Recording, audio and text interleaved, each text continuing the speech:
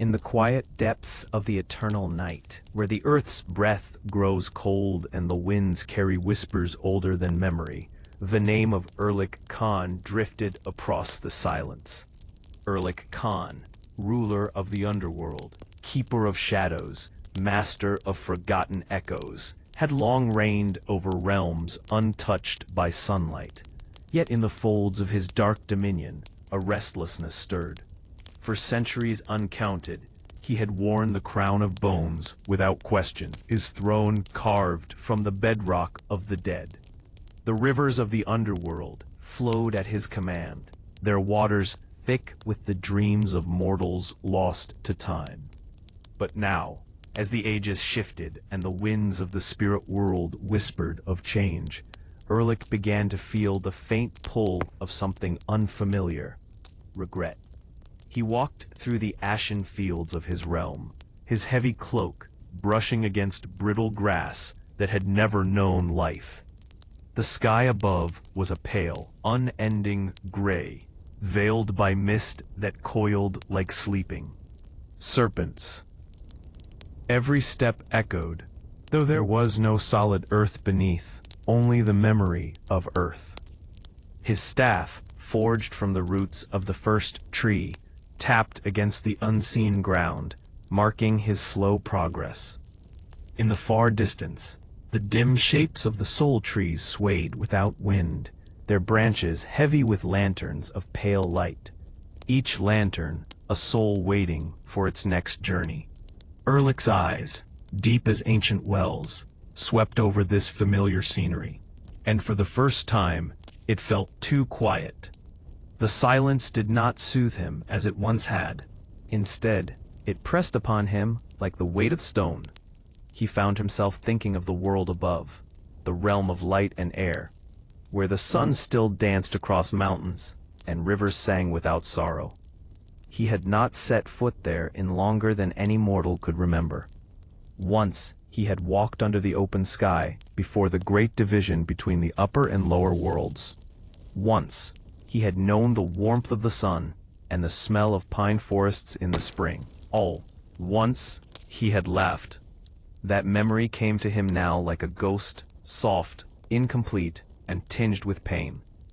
He closed his eyes, and in the darkness behind them, he saw the figure of his younger self, a warrior prince, proud and fierce, with a heart unclouded by shadows. How far he had traveled from that boy, how deep into the cold halls of the underworld he had descended. And for what? Power, yes. Authority, yes. But also exile. His rule over the dead was not merely a gift. It was a sentence. On this night, or what passed for night in a place without days, Erlik stood before the Black River, the boundary between the underworld and the shadowed paths that led beyond. The water glimmered faintly, reflecting not light but memory. He could see the faces of the dead in its surface, turning slowly, as if in a dream. Once, he would have found comfort here, knowing all who entered were under his dominion. But now, as he stared into the river, he saw his own reflection staring back. Older, colder, but with eyes that betrayed longing. It was then that the voice came. Soft, but clear. It did not belong to any soul he knew. It drifted from the air around him, as though the mist itself had chosen to speak. Erlik Khan, the voice said, low and calm. The time of stillness is ending. The time of walking has come. He turned, his staff pressing against the ground. Who calls me in my own realm? He asked, his voice deep as the roots of the mountains. The mist shifted, forming the outline of a woman draped in white. Her hair streamed like water, and her eyes were the pale silver of the moon, reflected on ice. You have ruled the dark too long, she said. Your shadow has grown heavy upon you. There is a path you must take, one that leads beyond even your kingdom. Erlik frowned, his grip on the staff tightening. And why should I leave my throne? Because, the spirit replied, there is a place even deeper than this one. A place where the roots of the world touch the fire of beginnings. There you may find what you have lost. There you may remember who you were. The words struck something within him. He had not thought of who he was in centuries. Yet the thought burned like a coal, small but stubborn. "What must I do?" he asked. The spirit lifted one pale hand and pointed to the farthest edge of the Black River, where the mists grew so thick they seemed to solidify. "Beyond that veil lies the first gate. But beware, once you cross, you will not return the same." Erlik considered her warning, the endless weight of his crown pressing upon him. In his chest, something long dormant stirred, not ambition, but the faintest spark of hope. He stepped forward, the edge of his cloak brushing the cold water of the Black River. The surface rippled, distorting his reflection. With each ripple, the image of the ruler faded, replaced by something else, something younger, freer. The journey had begun. Erlik stepped into the mist, each stride dissolving the familiar outlines of his realm behind him. The underworld's quiet plains, the soul trees heavy with pale light, the throne of bone and shadow. Everything faded into a gray haze.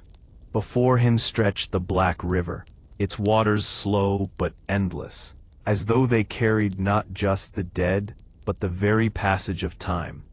The river made no sound, yet its silence pressed upon him like a weight. He could feel its power, not a force of life or death, but of transition. It was the place where all stories bent toward their endings. He stepped onto a narrow bridge of obsidian, its surface slick with the chill of centuries. No mortal had ever crossed here, for no mortal had been permitted. The bridge rose in a gentle curve, vanishing into the densest part of the fog. Beneath it, shapes drifted in the water, faces half-formed, whispers without voices. Some looked at him as he passed. Others turned away. Halfway across, he paused. A faint glow shimmered ahead, the shape of the spirit woman still visible at the far end.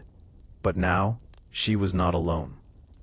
Figures gathered near her, guardians of the first gate. They were tall and thin, their bodies robed in cloth that moved like smoke. Where their faces should have been, there was only shadow, pierced by two pale embers for eyes. As Erlik approached, one stepped forward. Its voice was like the rustle of dry leaves. "Erlik Khan, ruler of the underworld, why do you come to the first gate?" Erlik planted his staff on the bridge.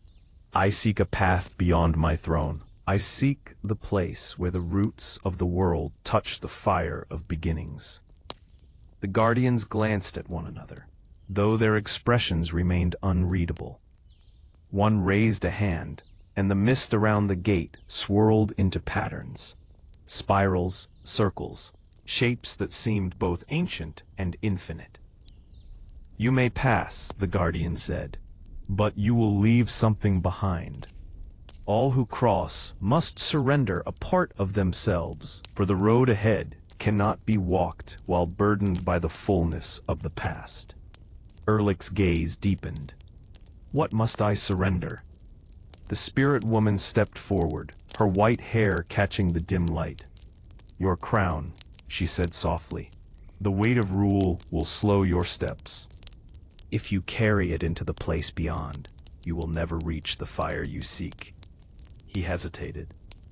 The crown was not just a symbol, it was the anchor of his being, the seal of his dominion. Without it, his claim over the underworld would weaken, perhaps vanish. But the thought of remaining forever in his stagnant throne room was heavier still. Slowly, Erlik reached up and lifted the crown of bones from his head. The moment it left him, he felt an emptiness, but also a strange lightness, as though a long-forgotten breeze had touched his face. He placed it in the hands of the nearest guardian, who accepted it without a word. The crown's shadow faded into the mist, gone from sight. The gate opened. It was not a door in the ordinary sense, but a rift in the fog, revealing a corridor of endless stone. The walls glistened as if wet, carved with runes that shifted when he looked too long. The air grew warmer, carrying the faint scent of earth. After rain, Erlik stepped through. The corridor wound downward, though he could not see its end. His staff clicked against the floor, the sound echoing softly. The mist thinned as he descended, replaced by darkness that felt alive, like a great creature breathing in sleep. At last, the passage widened into a cavern lit by a faint, golden glow. In its center flowed a narrow stream, its waters bright as molten metal. On the opposite bank sat a figure, old, hunched, and wrapped in furs the color of dusk. The figure looked up as Erlik approached, revealing a face lined like weathered stone. "You have come far, Erlik Khan," the old one said. "Do you know the name of the place you seek?" "I have been told it lies where the roots of the world touch the fire of beginnings," Erlik replied. The old one nodded slowly. "Then you seek Tamak Ana's heart, the first fire, from which all life's warmth was born." Erlik's grip on his staff tightened.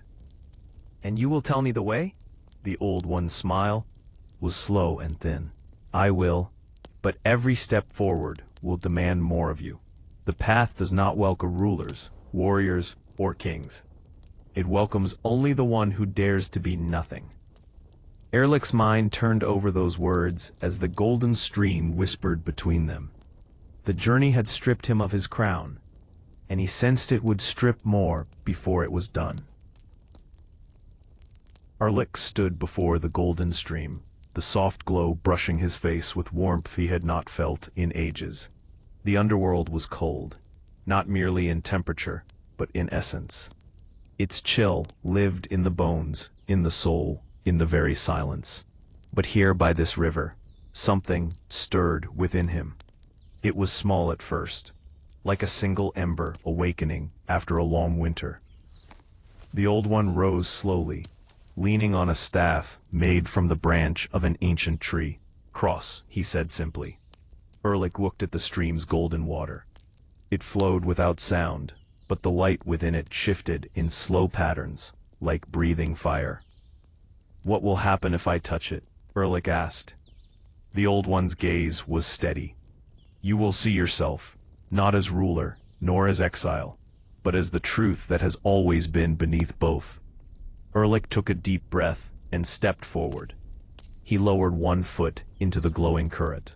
The warmth surged up through him instantly, not burning, but heavy, as if every memory he had ever carried was rising at once. Faces, voices, battles, victories and regrets, thousands upon thousands, poured into his mind. He saw himself leading armies, sitting upon his throne, casting judgment over the dead. He saw the moment he had turned away from the upper world, the moment he had chosen the path that would lead to the underworld. And deeper still, he saw a boy, barefoot, standing at the edge of a forest, smiling at a world still unbroken. When he stepped out onto the far bank, his breath was unsteady. It was not exhaustion from the crossing. It was the weight of knowing. He felt as if something inside him had cracked, letting light seep into places long closed. The old one was already seated again, watching him. "You are ready for the second gate," he said. Erlik tilted his head. "And where will I find it?" The old one pointed toward the cavern wall. At first, Erlik saw nothing, only rock veined, with faint glimmers of gold.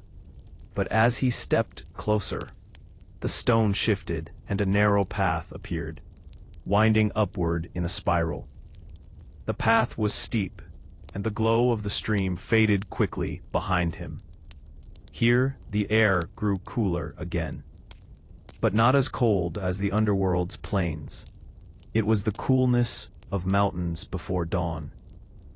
The stone walls pressed close, etched with symbols that pulsed faintly as he passed. Some he recognized from ancient rituals, others were strange even to him. After what felt like hours, the path opened into a circular chamber. At its center stood a great archway woven from the roots of a single massive tree. The roots twisted together like serpents, their bark black as midnight. From their knots hung small charms, bones, feathers, carved stones, each swaying in a wind Erlik could not feel. Before the archway stood a figure, draped in dark green robes. Their face was hidden, but their voice was smooth and low when they spoke. Erlik Khan, ruler no longer, why do you come here? Erlik's staff pressed against the floor. I seek the heart of Tamak Ana. I am told this is the way. The robed figure nodded slowly. This is the second gate. To pass, you must surrender the weapon you carry. Erlik glanced at his staff. It was more than a weapon. It was his connection to the first tree, the root from which all realms had sprung. It had guided him through battles, marked his rule, and grounded his power. Without it, the figure continued, you will walk with nothing between you and the path ahead. You will have no anchor but your own steps.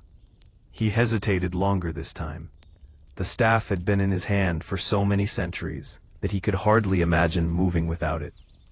But the voice of the spirit woman echoed in his memory. Once you cross, you will not return the same. He knew that holding on to the staff was holding on to the Erlik who had always been the ruler, the judge, the keeper. Slowly, he extended it to the robed figure. They took it gently, and the roots of the archway shifted, parting just enough for him to step through. Beyond the gate, the world changed. The air grew rich with the scent of soil and rain, the sound of distant water rushing somewhere unseen. The path was no longer stone, but soft earth, lined with grasses that shimmered faintly in the dim light. Here and there, flowers bloomed, their petals opening and closing, as though breathing. Erlik walked slowly, aware of how light his hands felt without the staff. It was as though the path itself was guiding his steps now. Above him, the darkness gave way to a faint glow, not from sun or moon but from the very sky, a soft radiance that shifted in shades of gold and silver. Somewhere ahead, he sensed the third gate waiting, and with each step, he felt the old layers of himself falling away, leaving something quieter, something truer, behind. The path beneath Erlik's feet felt softer with every step, as though the earth itself was welcoming him. It had been so long since he had walked without the weight of armor, crown, or staff. Now each movement felt lighter, freer, though there was also an unease within him. The absence of these things left him exposed, and in the stillness, he could hear his own thoughts more clearly than before. The air ahead grew warmer, carrying the faint scent of pine and smoke. A light began to pulse in the distance, slow and steady, like the heartbeat of the earth. He followed it, his footsteps nearly silent against the grass-lined path. With each breath, the rhythm of the distant glow seemed to sink into him, slowing his thoughts, softening the edges of his memories. After a long while, the trees began to rise around him, tall, dark pines whose branches swayed without wind. The trunks were thick, their bark etched with glowing runes that pulsed, in time with the light ahead. He realized that the light was not a single point, but a presence, vast and ancient, somewhere far beyond the forest. It was there, at the center of a clearing, that he found the third gate. It was not made of stone, or root this time, but of pure light, woven into an arch so bright it was almost blinding. Yet the light did not hurt his eyes. It felt warm, like the sun he had not seen for centuries. Standing before it was a tall figure clad in robes of shifting colors. like the sky at dawn. Their face was uncovered, and Erlik saw that it was neither young nor old, neither man nor woman, but something between and beyond. Then said the figure, "Erlik Khan," their voice soft but resonant, "you have come far. You have surrendered your crown and your staff. But the last gate demands the heaviest gift." Erlik stepped closer. "What must I give?" The figure's eyes, deep as the horizon, fixed on him. "You must surrender your name." The word struck him harder than the loss of his crown or staff. His name was not just a sound. It was the sum of his existence. It was the word by which the Underworld obeyed him. The word feared and respected across realms. It was the first thing he had been given as a child, and the last thing he expected to lose. Without it, who would he be? Without it, would he even remain at all? "You fear it," the figure observed. "That fear is the reason you must leave it behind." The heart of Tamak Ana can only be approached by one who carries no claim to power, no burden of self. Erlik's hands clenched at his sides. For a long moment, he said nothing. Then slowly, he nodded. "If I give my name, I will be nothing." The figure's voice softened. "Nothing is exactly what you must be." He closed his eyes, feeling the weight of centuries pressing against him. He thought of the boy he had once been before the Underworld, before the throne, before the name that had followed him through victories and failures alike. And with a slow, deliberate breath, he spoke, "I surrender my name." The sound left his mouth and seemed to dissolve in the air, as if it had never been. A great stillness fell upon him. Not emptiness, but openness, as though the walls of his being had fallen away, leaving space for something new. The light of the arch swelled, and the figure stepped aside. "You may pass," they said. Erlik walked forward. As he stepped through the arch, the world changed again. The forest vanished, replaced by a vast expanse of open sky. The ground beneath him was warm, as if it lay directly above a great fire. In the distance, rising from the horizon like the heart of a sunrise, he saw it. Tamak Ana's heart. It glowed with a brilliance that seemed to hum through the air, each pulse sending ripples across the land. It was not a stone, nor a flame, but something between, shifting, alive, ancient. He felt its warmth reaching for him, and with it came a deep knowing. This was the beginning, and the ending, of all things. The land between the third gate and the heart was unlike anything Erlik had ever known. It was open and endless, yet every step brought him closer to the pulsing glow ahead. The ground was soft beneath his feet, warm as if carrying the breath of a sleeping giant.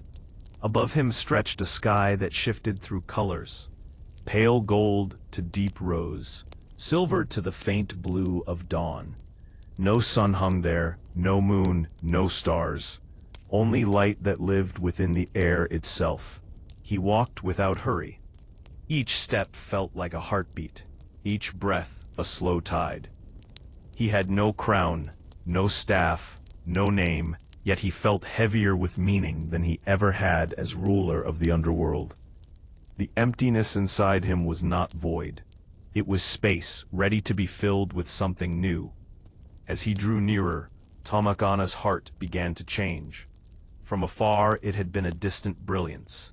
Now it revealed itself as a great sphere of living light, its surface in constant motion, like fire, like water, like wind, yet unlike all of them.